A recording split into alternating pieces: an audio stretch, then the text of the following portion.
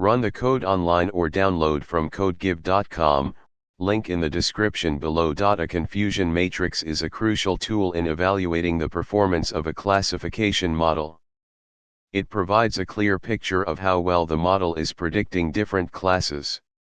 In this tutorial, we will explore the confusion matrix and create a Python script using the popular machine learning library, scikit-learn. Make sure you have Python installed on your system. You can install scikit-learn using. A confusion matrix is a table that is often used to describe the performance of a classification model. It summarizes the results of a classification problem in terms of 4 parameters: true positive, TP, true negative, TN, false positive, FP, and false negative, FN.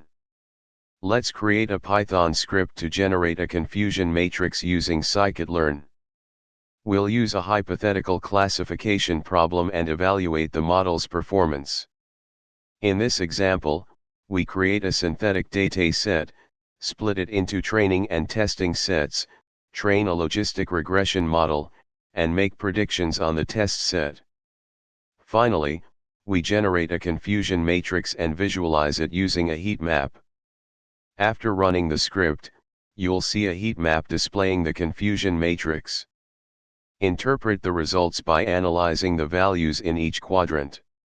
This analysis helps in understanding the model's strengths and weaknesses in terms of classification performance. Feel free to adapt this tutorial to your specific use case and explore additional metrics for evaluating classification models. ChatGPT